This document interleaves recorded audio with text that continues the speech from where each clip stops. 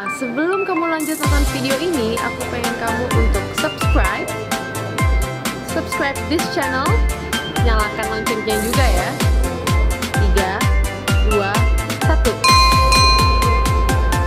Udah. Nah, gitu dong. Thank you ya udah subscribe.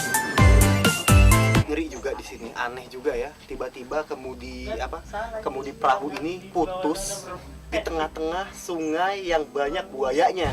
Ini berwarna hitam. Tempat di mana ia tinggal juga berwarna hitam dan ia menyamar di situ. Tidak menemukan telur buaya dan buayanya, tapi Panji.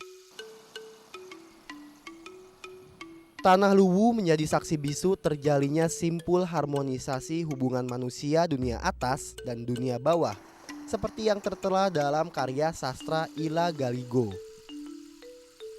Oleh karena itulah daerah Luwu, tepatnya Kabupaten Luwu Timur, kini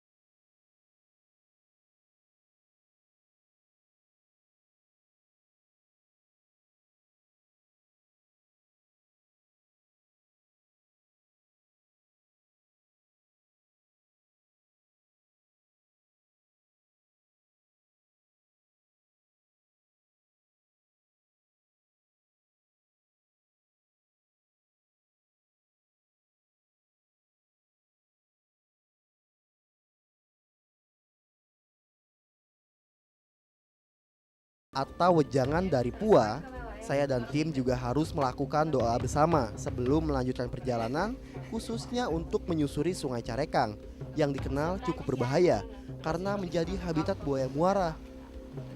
Bahkan menurut cerita tetua adat, tak jarang Sungai Carekang menelan korban akibat digigit hingga dimakan buaya. Meski tidak banyak yang saya mengerti karena menggunakan dialek tradisional Luwu, namun satu hal yang paling menarik bagi saya, yaitu penuturan Pua tentang keberadaan dan kedudukan buaya Sungai Carekang sebagai salah satu makhluk penjaga tanah tempat turunnya Batara Guru, sehingga sangat disakralkan keberadaannya. Dalam di sini supaya kita tahu bahwa si wilayah dan wilayah ini, tapi jangan katanya diganggu. Pesan-pesan dan wejangan dari Pua atau tetua adat menurut saya syarat akan nilai-nilai kearifan dan menjadi bekal bagi saya dan kawan-kawan yang berniat menjelajahi dan berpetualang di bumi Batara Guru.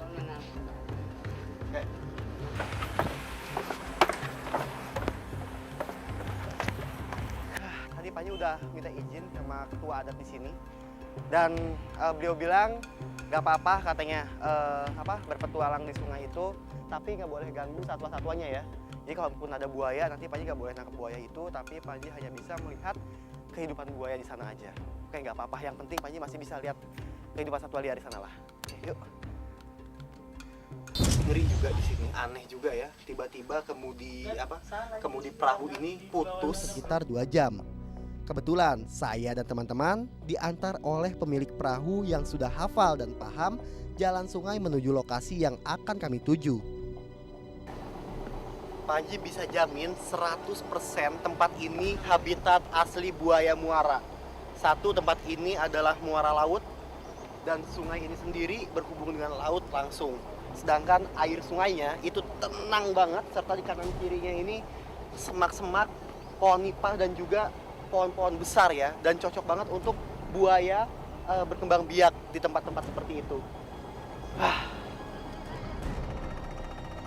Setelah beberapa kali melalui belokan dan muara-muara sungai yang memang banyak dan agak membingungkan, akhirnya perahu yang kami naiki masuk ke muara yang menuju aliran sungai Carekang. Di sebelah kiri dan kanan sepanjang aliran sungai Carekang merupakan hutan adat yang terdiri dari beberapa tipe ekosistem. Di antaranya hutan tepi sungai, hutan rawa payau, dan vegetasi nipah, dan hutan mangrove. Oke, sekarang siang ini Panji sudah mulai memasuki aliran sungai Carekang. Nah, kabarnya di sungai ini masih banyak sekali terdapat buaya-buaya muara yang hidup. Sekarang Panji masih memperhatikan kiri kanan tepian sungai, karena di siang hari seperti ini biasanya buaya muara akan berjemur untuk menaikkan suhu tubuhnya. Kecepatan perahu mulai dikurangi saat mulai masuk ke bagian dalam aliran sungai Carekang, sehingga suara mesin diesel perahu pun tak lagi terdengar kencang. Ini dikarenakan kami nggak boleh mengganggu ketenangan yang ada di sini. Namun di tengah ketenangan yang ada, tiba-tiba mesin perahu mati dan tali kemudi putus.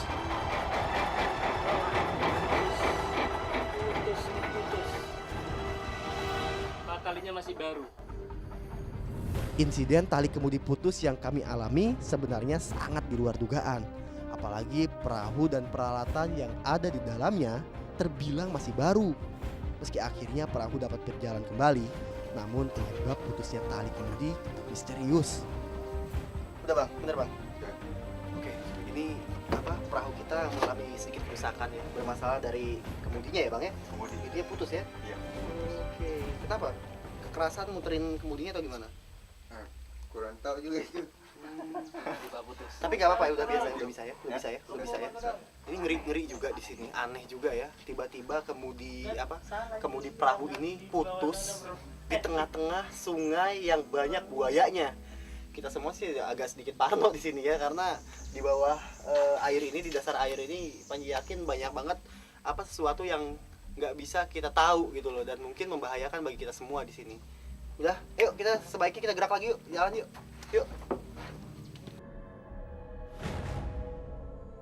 Untuk bisa melihat dari dekat ekosistem yang ada di hutan adat tepi sungai, saya dan teman-teman memutuskan untuk menepi dan turun dari perahu. Meski demikian, saya tetap waspada dan memperhitungkan resiko dan kemungkinan terburuk yang bisa saja terjadi. Karena di hutan tepi sungai merupakan habitat buaya muara. Soa-soa Sulawesi, atau dalam bahasa Latinnya disebut Hydrosaurus weberi, menjadi satwa endemik Sulawesi pertama yang saya lihat setelah turun dari perahu. Reptil memiliki layar di bagian punggungnya ini bisa saya temui di daerah Sulawesi dan Ambon. Beruntung sekali saya bisa melihat langsung keberadaan kadal yang mirip biawak ini. Ini adalah soa-soa, nama latinnya Hydrosaurus weberi. Di Sulawesi ini ada jenis soa-soa ataupun soa layar. Jadi di ekornya itu kalau dia sudah tua itu ada layarnya dan keren banget. Yang masih kecil kayak gini bentuknya lebih mirip dengan biawak dan memiliki kepala seperti kepala londok ya, ataupun kepala iguana. Hewan ini sangat cepat sekali larinya, dan sekarang Panji akan coba untuk melempar hewan ini dengan ini. Iya, lihat deh, lihat. Kecepatan lari kadal berlayar alias soa-soa ini memang luar biasa. Sehingga saya pun harus bekerja keras untuk bisa mendekatinya. Untuk bisa berdekatan dengan satwa yang sangat peka dan sensitif ini, saya harus tenang dan mengatur strategi